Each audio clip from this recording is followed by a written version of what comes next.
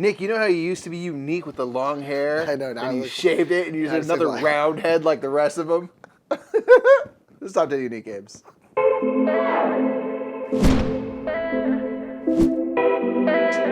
What's up, everybody? My name is Nick. I'm Mike. Indeed. I don't have I any. want to go on the record and say I don't discriminate against people No. with very nice round heads. I have a very round head, yes. It's nice. It's a beautiful thing. I don't know if it is. It looks, Nick, you're advocating for a lumpier head, and I just don't understand that pull. It's a grass is greener situation. But that's not what we're talking about, Nick. Today, we are talking about the top 10, to us, most unique games. Indeed. Games that don't feel like any other games that we've seen or played. And this could be has a really unique theme, has some unique mechanics. It just, or sometimes just like, I don't know, it just doesn't feel like anything else. Again, pardon, I am recovering from losing my voice, and so just want to throw it out. Allegedly. Allegedly. So, yeah, these are games that to us are quite unique. Very different. That seem to fill a niche or a void that no other games to our knowledge do. Now, we're going to put this out there. Folks, there might be another game you're like, I played this game, it's just like that game. Well, we haven't. We haven't Or we played don't it. like that game. It's possible. And down in the So who comments, cares? let us know what games do you think are very, very unique To you. Indeed. And over on our Patreon, we're going to have another 10 games that we think are very, very unique. Make sure to check out our Patrons. We usually do a supplemental 10 for every top 10 list that we do over there. Don't miss it. So That make list sure is to check live that right out. now. Yeah. Make sure to also like this video and subscribe. We're going to get all this out of the way here because that is honestly the best way to let us know that you're enjoying it and the best way to let YouTube know that you're enjoying us as well. Please so subscribe. please like and subscribe if you haven't already. And let's get right into the top 10 unique games. What's number 10, Mike? Nick, there's only one sport that you could say is the greatest sport of all. That and is that true. sport is Highlight. baseball. Dude, Oh, highlight. highlight, though, It's yeah. basically baseball. If people Highlight, could get killed while they play. highlights 2045. There you go. Baseball Highlights 2045 is our number 10. It just feels different. It feels different because A, there's not that many board games that tackle sports. There are a handful, of course, and there's Couple. I feel like more lately, but there's not that many that try to simulate a sport game like baseball. Yes. And Baseball Highlights, and I like that they add some stuff where now there's robots and cyborgs. Yes. Along with naturals, all playing this game to make the game more exciting and stuff. So actually, this game has a really rich kind of like world. It's got to really, it. it's got actually a very interesting lore. Like a Yeah. story. The backstory Yeah. that sets the stage is one I'm like, I would love to see this as a movie more than like pretty much any Yeah. other board game world. But it's interesting because the game really feels, it's interesting because it feels a lot like baseball. There's a lot of rules in the games that make sense for baseball. Yeah. Like if someone's on second base, if someone hits a single, they usually will get home because that's usually how baseball works. Yep. But the way you play the games, you're playing out these cards. These cards are various players, and each card you play on each essentially turn, you're each gonna play one card. That's a whole inning of baseball. And so that is you playing offense and defense. So when you play a card, you are essentially reacting to what the other person has done. That is you playing defense. And so it might be like a glove, which means you get to catch one of the hits from the other player. And then on the bottom of the card is going to be the offense that you're doing. And that is going to be, it could be like home runs, or I'm going to hit 2 singles. And it says 2 singles. Again, remember, we're playing a whole inning of baseball. Correct. So it's like, I'm going to hit a single, a double, and then a home run. And you play it down. But what I'm doing right now is I'm just threatening those things. And then on Mike's turn, he will play a card. And again, his defensive cards are dealing with what I'm threatening. And that weird, like, back and forth where when you play a card, half of your play is reacting to the other player, and then the other half is threatening something to do, but not Yeah. actually doing it. Yeah, that for us is like the main thing that's cool, is like cards that are both reaction and action Yes. cards in one. And you make those decisions of like, you know what?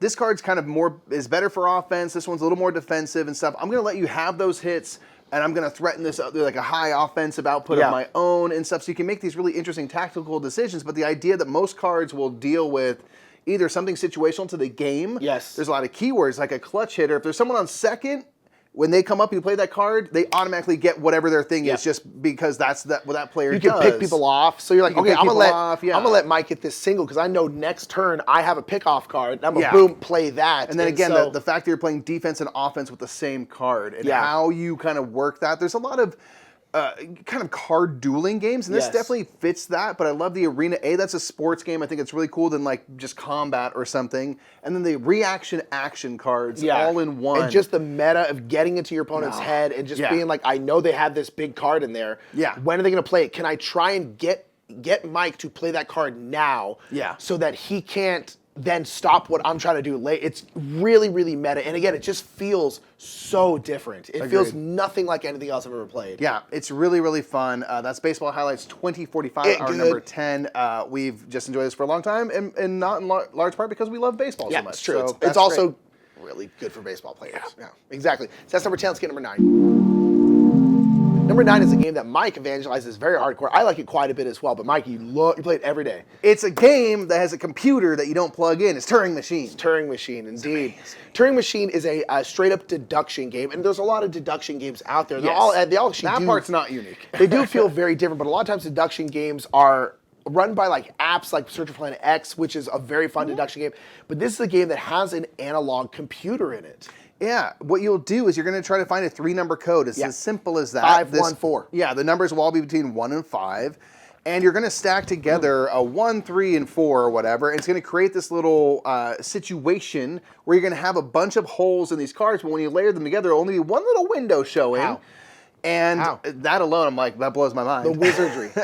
So that alone leaves you kind of your little window that you can then test these verifiers. So essentially the code, you're going to be given a bunch of rules that the code follows. Yes. Or a lot of potential rules. And you're trying to whittle down, like, what are the specific rules that this code must follow? And based off of that, what is a code I could produce? Because there will only be one code that I can produce that satisfies all of these codes. Yep. And the whole kind of, you're just trying to whittle down as quick as you can and as few kind of questions as possible what this answer is. Yeah, because the questions might be like, yellow is greater than blue. And so you can test and see, is that true or is it not true? Is that true? Is that not true? And so all these verifiers depend on the sequence of cards you have. Because if you have blue is 2, yellow is 4. That means when you're testing this, you are testing that yellow is greater than blue. Correct. But if it was the other way around, yellow is greater than blue. Exactly. But if it was the other way around, where you had a blue 4 and a yellow 2, then you're testing that yellow is not greater than yellow. Correct. Yeah. And so when you make this thing, makes a little hole, and you grab these verifiers that have all these checks and all these X's all over them. And then you put it on there, and then it has in that little hole is either an X or a check mark. And you gain information from doing that. You might have eliminated certain options, or you've at least whittled down the possibilities or the way that this code is going to work. And the fact that it does this all analog to me is what really blows my mind, is because like you could definitely make this game into an app and just kind of punch in your stuff and it'll work great and everything. And like I'm sure that'll exist someday, and I want to be mad that it does, but the fact that you can do it all physically is just super cool. And my whole thing is just like, how does it know if this verifier and this little verifier card, you put the card in there and it's a little check mark, how does it know that I have these cards and the check mark's correct? And like, just, whatever algorithmic way that it creates puzzles and stuff just blows my mind. Yeah, so, and you play it, it's just like, whoa, this is wild. It's just so different. So to put all that into like a really tactilely satisfying puzzle, and you're writing down notes and stuff, to me is just really, really fun. Yes. It's an approach to deduction that's just so pure. Like that's all you're trying to do is just get down to this no theme, number. It's just a number, a sequence of 3 numbers. Yeah, it's just super cool. Like to me, I'm just like, man, that's just dope that exists. It's really so fun. I've been talking about it a lot since we got it last summer, and I'm going to keep talking about it because it's great. I literally played it last night. No regrets. Yeah, it's good. Turing Machines number 9. It's super, super fun. Let's get to number 8. Number 8 has got some serious toy factor to it. This is Potion Explosion. Posh Splosh. Potion Sploshy. Potion Explosion is a game where you are pulling marbles from these trays, and when you pull out a marble, if you have 2 of the same color, they go click clack together. Kakoosh! You get to pick up those marbles because you created an explosion. This is you kind of like messing with potions and things like that, and you're ultimately trying to fulfill recipes because you're going to have a couple of like these empty vials. Yeah. Down your little workstation. You want to fill them with the right color marbles to complete that potion, which then is going to give you some points and stuff like that, and also give you an ability you can use. You can drink that potion. You're drinking your own supply and getting all fired up and doing like other special actions. Lit up. Yeah, it's so cool. Fun. It's so cool, and people always compare it to like Candy Crush, but you always make the point like it's not like Candy Crush you're never swapping things around. You're never just a cascading effect. It kind of looks like Candy Crush because there's like lines of colors and stuff like that, but ultimately it doesn't really play anything like a Candy Crush. And the only other game I can think of that does even something remotely similar to this is Gizmos, but even then it's not really the same. You're just picking out a marble. This one, like with the whole cascading effect, and like these potions also give you a special ability. So it might be like, I'm gonna drink this potion real quick, and I can take one of essentially different colors from the very bottom row. Yep. And sometimes you're like, I want to drink this, take this one out. That's going to set up this huge thing for me later. And you go boom, boom, boom. And it's so cool and so satisfying. And especially in board games, if you take away the fact that some people think it looks like Candy Crush, it's like nothing is remotely like it. I mean, No. really, like, especially in the way you take stuff. Yeah, like the way that it dispenses marbles and things like that, and you pull them out and you go, make the explosions, Yeah. those chain reactions that happen. And there are certain things like chai has in the selection of the market, you'll take a tea leaf and things will slide down, and that might make you get some combos and stuff like that. But it's not like this where like you take it out and then it explodes. You can explode again, and the way you can manipulate it with the potions changes it then so much. It's just so fascinating. And again, it's got this cool toy factor, but it's just really, really different. Yeah, and I love the fact that you're doing basically contract fulfillment. You have like these recipes that you have to fill to get these potions, but then I like that the potions themselves get to be used for an ability. That's so fun to do because you get like the second life with these potions, and that doesn't like take away the points that they're worth. There's a bit of set collection of like if you get 3 of the same potion, or you get all the different, 5 of the different types of potions, you get these little mastery tokens and stuff like that. It's a really fun, quick game. The dispenser and stuff, again, it's just kind of fun to play with on like a toy level. Yeah. And yeah, just the fact that you can pull off this thing and you get all this bonus marbles and you just like, it just makes you like a kid. It's just ridiculously fun. But it's strategic too. It's a real like a game, It's great. It's absolutely outstanding. I love Potion Explosion. It's honestly quite unique. And it's a number 8. Let's go and get number 7. So number 7 is a trick-taking game that is very, very different. This is also a very new trick-taking game, but it is Cat in a Box. Cat in the Box is very weird because it's a trick-taking game where the cards have no suit until you play them.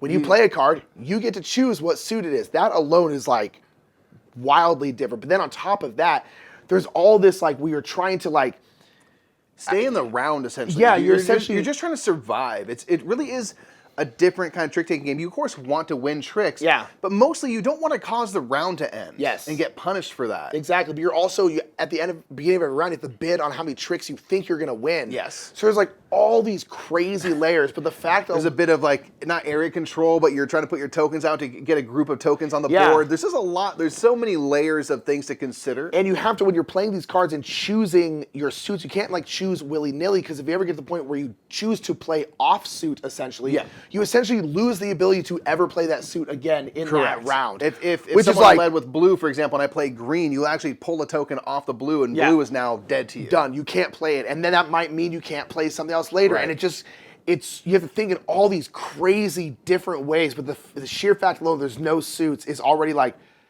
what? Like, what are you talking about? How do you play this game? And it's really wild. Yeah. Yeah, it's really fun. I mean, trick-taking games come down to that suit. Yes. There's so much to do with what's the trump suit, what suits are what led, and the fact that you have these cards and there's all the potential in the world, but these black and white cards, and it's not until you assign the suit that it becomes a reality and stuff. I think it's just so, it seems so simple, but so different for a trick-taking game. The trick-taking games all have their little twists. But they usually have a suit or a faction or something. If you're playing like Claim, this one's just like, no suits, not yet. You'll see.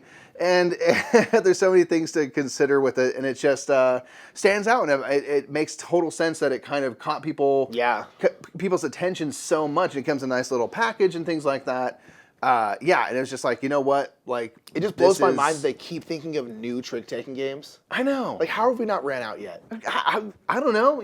Just when you think they do, they're like Cat in the Box. You're like, everyone's just like, fundamentally different. That's wild. Yeah. It's like, man. Yeah, it's a great foundation for gaming trick-taking, and you can do all sorts of fun stuff with it. So that's Cat in the Box number 7. Let's get to number 6. Yes. Number 6 is Fayum.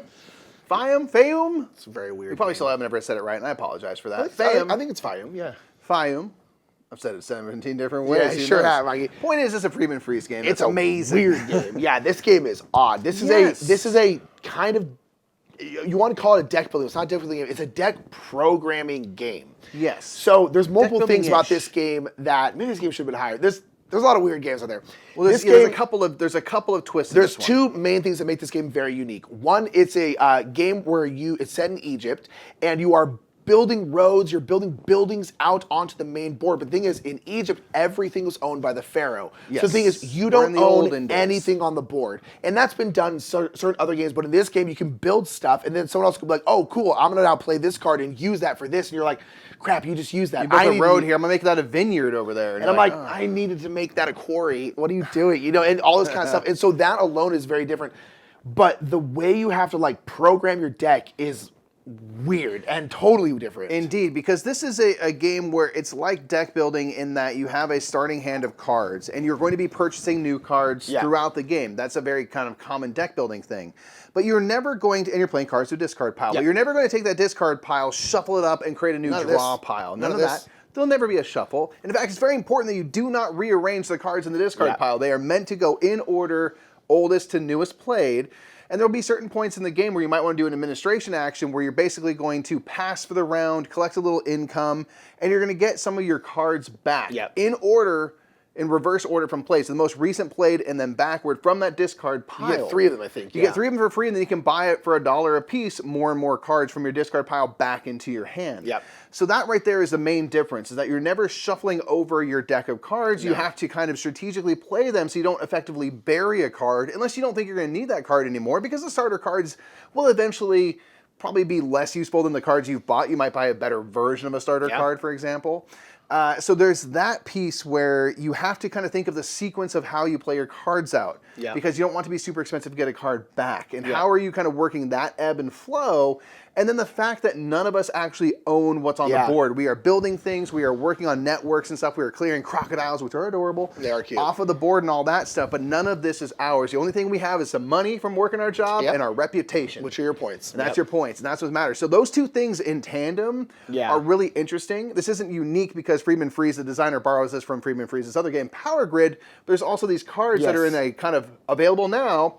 And you see 4 cards that are in a future market. They're going to come into the game eventually, but only the 4 lowest valued cards are going to ever be in play at once. That's exactly from Power Grid. But that's also really fun to work And there's not very many other games that do that other than Power Grid and Fium. And so, so sometimes you might get lucky and like a bunch of high cards come out. So you're like, wow, there's actually a really powerful card that's available here. And the powerful cards aren't necessarily more expensive. They just will come out usually later in the game. And so, there's this constant like battle of like, when do you do an administration action? Because that's your whole action. So you're not doing anything else, but you're like, and then you're like, boom, I play this card. You're like, oh, I need to do this now. But I also need to do a couple other things before I want to administrate. So like, am I going to be able to get this card back? And if I can't, am I willing to sacrifice this card? And sometimes you're like, I just bought this card. I can't play it now. I have to wait. And so you have to do everything in all these weird ways to try and continually get the cards back into your hand that you want and that you need. And then also sometimes be like, cool, I'm going to get rid of this card and straight up bury it. And so like, it's very, very interesting. It's so different. It's so weird and just it works so well. It's just got an interesting cadence to the game. The way that it flows is so interesting. Is really, really interesting. We really like it a lot. It's right from the first play. I was like, man, this is interesting. It's cool. There's only 3 actions. You can play a card from your hand.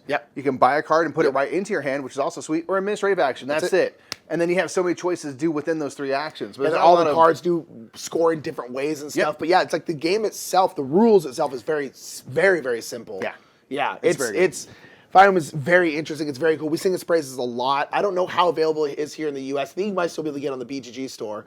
But it's really, really funny. Have a chance to play it. It's very different and very, very cool. And that's Fium number 6. Let's get number 5. Now, number 5, we debated not putting on the list because there's a couple other games that have essentially kind of borrowed from this in some degree. But this is Photosynthesis. But we put it on the list anyway because Photosynthesis is very, very different. There has been Bosk since then, but Photosynthesis is a area control game where you are trees. And there's been like Bosk, and then there's also now Evergreen, which is made by like the same people who made Photosynthesis. So I'm like, well, right? But Photosynthesis is a very interesting area control game where you are trees and you will have seedlings and you will grow those seedlings to small trees, medium trees, and then large trees, and then those trees will die, which actually gives you a lot of points. It's just a general life cycle of plants and forests and stuff. The main thing is that's so great about this is it uses light as your energy, as your income, as your currency. It's everything, they're photosynthesizing and stuff. And what really is cool about this game is the tactical nature that the area control game takes, where there's a sun moving constantly around the board. Yes. And wherever it's facing, it's going to cast light in that direction. Yep. And if you have a giant tree and a teeny tiny tree behind it, that teeny tiny tree is not going to get sunlight because this one's casting a shadow on it. Yeah. And the whole way that you work that, and the fact that you have to think about the fact that the sun will not always stay here. It's going to be here, then here, then here. Yeah. How do you make it so your trees are always getting light? And then how do you use that light for the energy to create more trees and stuff like that? Yeah, it's so interesting that you can have a small tree that on this side of the board, great, like you're getting sunlight, you're great, no problem. But the second it moves here, all of a sudden it's in total shadow, and you're like, crap, this doesn't do anything anymore. And the way you have to think about where you're placing stuff, and because they're trees, they also can't move. So it's like you can't. It's not like, oh, I'll just move my troops to this part of the board. It's like that's not how it is. Unfortunately, I don't. God, if they made this game with Ents, I would buy it. But nonetheless, the expansion, the Ents-expansion. The Ents. Ooh, good call. March of the Ents expansion. I love it. But yeah, and so it just feels so different in terms of area control, where it's like the outside elements ultimately are determining what's happening. And now there's even the expansion. There's like moonlight too, and then that adds a whole nother thing. We have kind of these special abilities. Yeah. It's super cool. And it's just like, we were looking at, we were like, man, that is really, really different. One, an area control game about trees is already pretty darn different. Pretty metal. And then you're like, wow. And then the way that it works with the sun is just so unique. It's super spatial because, like, again, I can put all my trees over here, and that's fantastic for now. But when the sun moves here, I might get nothing. So you really have to think in the now and the future. You're thinking in so many different dimensions because you're thinking a big circle, essentially. And it's really tough. I really like it. But the game itself is also pretty darn simple in terms of the rules. Yeah. It's so elegant. It works Best player so board well. in the biz. I still don't think a player board has done it better. Yes, in terms of telling you everything. It holds all your trees and does all your stuff. It tells you the cost of everything. It's how everything works. Everything is so clear and on how everything works. It's all language independent too. It's like the best player boards in the game. Photosynthesis is so dang good. It's really, really outstanding. And it's number 5 because dang it, there's a couple other games, but you know what? It's unique. It's great. I love it. Boom. It's number 5. Let's get number 4. Number 4 is Control. It's another area control game this one is really wild. It takes place on a cube. A big cube that you put on the table, and you can play up to 4 players, and you are putting these plastic little small cubes onto this larger cube in a row of like 3. They're up or sideways and stuff, and you can wrap around this different sides of the cube. And ultimately, what you want to, and you'll plant your little flag, which might help block other people from being able to place because they can't place in front of your flag and stuff. What you want to do at the end of the game is you want to be able to look at you'll look at 5 of the 6 sides of the cube, and when you look at it, you want to have the most presence showing. But if I go through and put through like 3 things down, you can just plant right on top of those, and then at the end of the game, if I'm looking at from this perspective, well, that's just you. But if you turn to this perspective, it's all mine. You can see me there because I'm right down there still. So again, if we're talking about like spatial 3D, because this cube just kind of grows, this stuff stacks on top of each other, and you're trying to think of like from every angle, does this help me? How does this hurt me? And it's just like a little warfare area control game of just sticking plastic stuff onto plastic stuff. Yeah. It's bananas. It's bonkers. It really is. It's like this very interesting game where, again, like where it's just like, you have to think, kind of like Photosynthesis, you have to think in so many different dimensions because you're like, on this side, I'm trash. I'm absolutely trash. But over here, I'm like crushing it. And so you're kind of like, okay. And then when you're building that, Mike said, you're building 3 in a row. And then depending on how it works, you might like boom, boom, and then wrap around. Or it might go like boom, and then way down, and then back up again, depending on how it goes. And then you can put your flag in, which will block stuff. And then it's just, and then you're just moving around trying to be like, okay. Because you can have one sticking way out, but from there, it's just 1. But then you turn to this side, and it's like way 7. Out here, and you're like, whoa. And so it's just like, and it's honestly a true area control game, because sometimes you have to make sacrifices. You're like, okay, I'm sacrificing this one on this side, but I'm not sacrificing it on this side. And so you're really having to think in all this kind of like attrition, like, okay, this is gonna suck, I'm gonna get rid of this one. Yeah. But okay, and then sometimes you get completely buried, and you're like, oh my gosh, now that cube is basically worthless. It's real weird and real wild, but it works well. And it's just, talk about different. Control is different. Yeah, Control is very different. On your turn, you just grab this cube, and you're like, okay, I'll do it here. What's going on over here? How about, what do I do here? Over here? What if I look at it from this end? There's not many games you do that, and we're all doing that on the same cube. Yeah. You know, it's just fascinating, and that designer has done a bunch of interesting stuff with spatial. They did Holy, the Festival of Colors. Colors, which also does stuff with like spatial placement. And I'm like, you're just in the way you see and understand dimension is just really interesting. Yeah, really pushing the envelope. Yeah, it's fascinating. So yeah, Control, if you want something just truly different and kind of small. Yeah, it's not that there's not cards and stuff. I mean, there's not many games that are more different purely than Control. Yeah, Control's wild. Yeah. That's our number 4. Let's go ahead and get number 3. So number 3 is from designers who have a penchant for making different, strange, interesting deduction games. They made the same game. They made Turing Machine as well. Same designers who made Decrypto. Yeah. Decrypto is a team-based Kind of a party game, ultimately. party game where it's not word guessing. Exactly. It's sequence guessing. It's this one, it's sequence guessing. So basically, if we're on a team, we're going to have a little board that's going to show in the kind of like classic like decoder red. You're going to see 4 words. Yeah. We're going to see 4 words. So we know what words are on our. The whole team knows what words are on there. Yeah. And if I'm the one giving a clue, what I'm going to do is going to give you 3 clues that are going to pertain to 4 of the words, or 3 of the 4 words. Yes, rather. there you go. And what I want to do is I want to give clues in such a way that you get, it's the second word, the first word, and then the 4th word. Yeah, so the code is 2, 1, 4. You're trying to guess the sequence, the order, The essentially. sequence. Yes. So, if we have like rat, America, the moon, You heard it here. and air spray, I might do like flag, cheese, Armstrong, or something like that. See, cheese can be both moon and rat. Yeah, and so the thing is, and that might be important. So Nick's starting to think like, okay, well, rats and cheese are like really sound. So like flag, okay, that's in clearly that gonna be order. America, yeah. Flag must be America. So I'm gonna go 2, 1, 3. But the thing is the other team gets to hear your clues. They Yeah, obviously so don't know your writing this words. down. So they're writing this down. So they're also trying to be like, okay, the last person said like whiskers. Now Mike just said cheese. So maybe that might be like cat or like rat or something like that. And so before your team guess, they get to guess. They'd be like, okay, They can intercept if you want it. That's right. Sorry, that's what it is. If I think I know your code. Right, okay, we're gonna intercept. We think it's 2, 3, 1, and they can essentially guess on the sequence.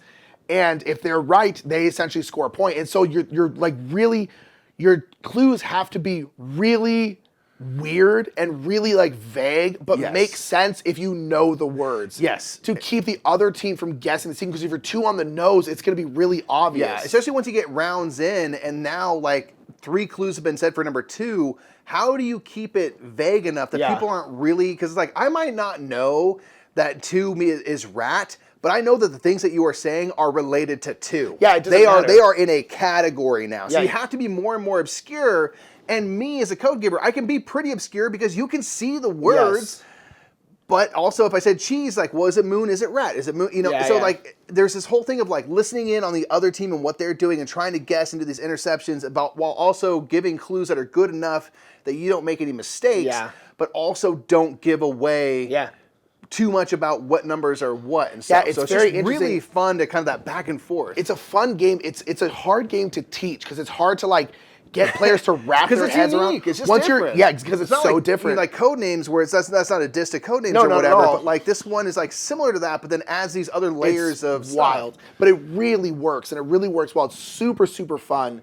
Decrypto's great, but yeah, it's just like it's hard to wrap your head around, but it really works and it's outstanding. Scorpion Mouse does really interesting games. It's so cool. That's number 3. Decrypto. Let's get number 2. Number 2 is not all that unique in terms of this theme because of civilization, but it's very unique in terms of the mechanisms, and that is Zolkin. Zolkin has this big old gears, all these gears on the board, and this physical plastic gears that are interlaced with each other. And this is a game where on your turn, you can either put out workers onto these gears or you can take workers off the gears. That's literally all you can do in the whole game, which is wild.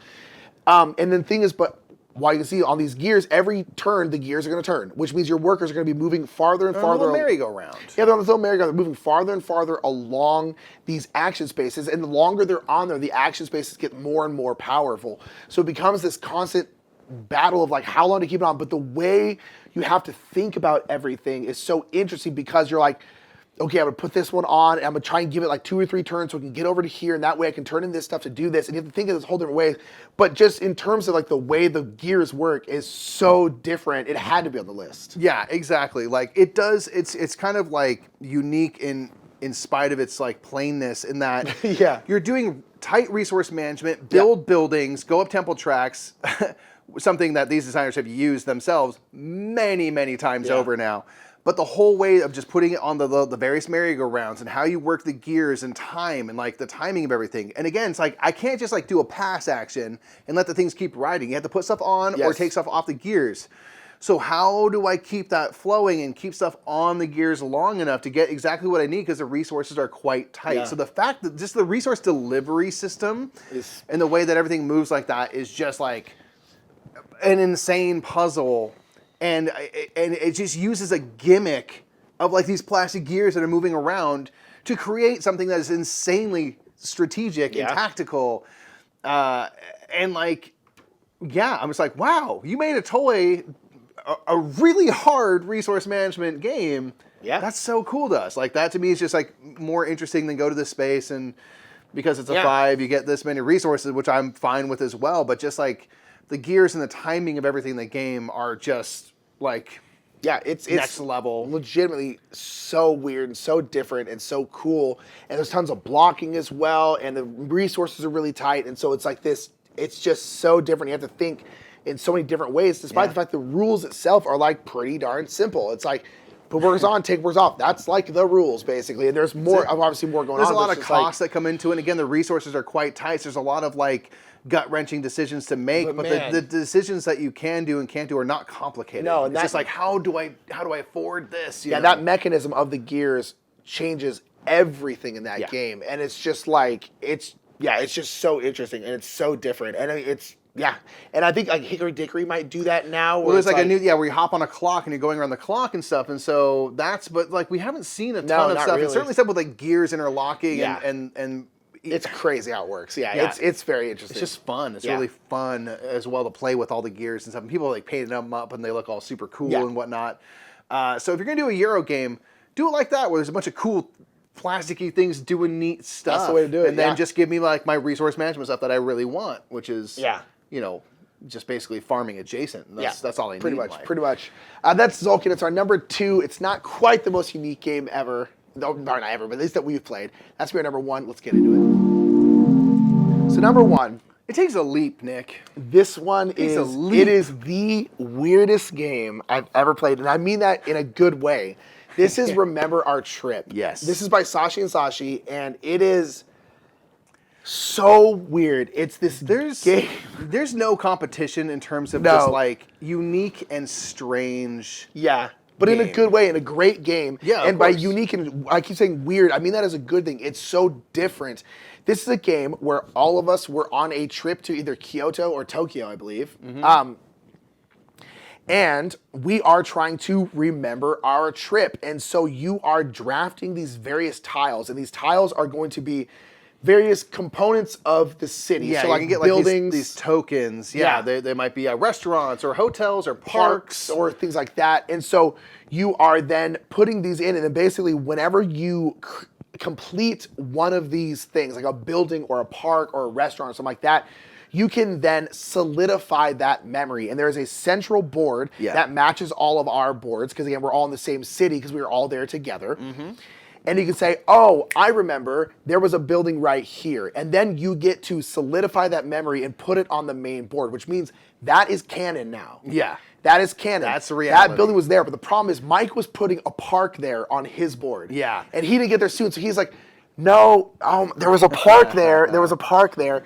And it's this weird game where you're all like jointly remembering this game, but you're also kind of doing it. It's so weird. It's a little spatial puzzle ultimately, and it's a really tough one because you're going to be drafting out these tokens. You might get 2 in a round, you might get 3, but you're also going to get a specific shape or a range, I'll say, that these tokens have to go on your board on, where it's like you get these 3 tokens, they have to go diagonally this way. And we all have to do it the same kind of orientation to the central city, because again, that's what we agree is how the city's laid out. And so you have to place these things in a so it's really difficult to get stuff into the right shape. And then again, when you complete a park, I check to see if on the central board is there anything in those A1 and 2. No, I get to basically say that this is now canon, and you get bonuses for matching. Yeah. I can remember stuff differently, but I'm not going to get nearly as many points if I make stuff match. So to your point, if we've already solidified there's a hotel there, if I've been working on a restaurant, I can complete my little restaurant. I'm like, well, I remember it differently. Maybe there was a cafe in the lobby of the hotel, and that must have been what I remembered. So the idea of like we're all remembering stuff differently, but then things become reality. Yes. And now you're going to desperately, if you can, try to make sure that you can get tokens in that match that because you get matching bonuses. Yeah.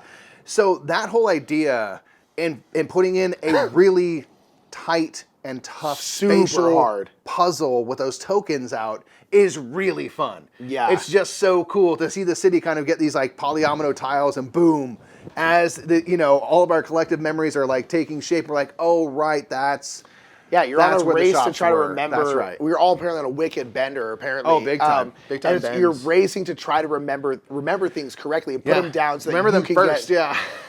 It's just, and then trying to manipulate your plans to be like, okay, well now there's a hotel there, so now I got to try and put a hotel there, and so like it's so wildly different than anything else I've ever played. I mean, nothing is even remotely comparable, at least that we've played. To us, I'm like, I just can't think of anything that seems like that game. Like it just feels so different. When we first had it explained to us, I was just like, what? Yeah, it's are you hard saying? to explain. It's and really they start hard playing to explain. it, and you're like, okay, cool. And this one is one that like it's so brutal for us. Sometimes I'm like, I don't know if I want to play it. Yeah, but I will always come back to it from time to time or show it to people just because it's so different. Yes. If it's not your favorite thing, it might be the most different thing you've played. Yeah. Or at least to us, that's how we feel about it. So that's Remember Our Trip number 1 in terms of most unique games. There are many more unique games to us. We've done a supplemental list on our Patreon like we talked about, and you're actually going to see our patrons start to scroll down here. Thank you so much for being a patron. I know. We appreciate it. Helps pay for this studio. But it's really fun to think about games that just do something you're like, I haven't seen another game do that, or not many, or not quite this way. Like, and sometimes it's like, Remember Our Trip, where you're like, this is so different. But other times it's just like, this game just feels different. I just don't have a game that feels this way. It's a vibe. It's very, very cool. So again, thank you so much for being here. Down in the comments below, let us know what games you think are really, really unique, feel different, do something different. Let us know down in the comments below, because we're always looking for new games. And I just think there's a lot of great games are out there, like we talked about Ark Nova. Great game, but doesn't feel different, right? But still a great game. Doesn't need to be a different game to be great. But some games out there, you're like, wow, that's different. That's new. That's different. Very, very cool. That's going to be it for us, everybody. My name is Nick. I'm Mike. We're the Brothers Murph, and we will see you all later, everybody. Bye. Thank you so much for watching that top 10 unique games. Remember, down in the comments, let us know what are 10 games or even 1 or 2 games that you think are honestly, truly unique, whether that be the mechanisms, the way it feels, heck, the art, the theme. Let us know down in the comments below. We want to give a big shout out to our channel sponsors, Restoration Games, Lucky Duck Games, and Board Game Geek. Thank you so much for sponsoring the Brothers Murph. We really appreciate you, and we love you all to death. I hope you have a wonderful rest of your day.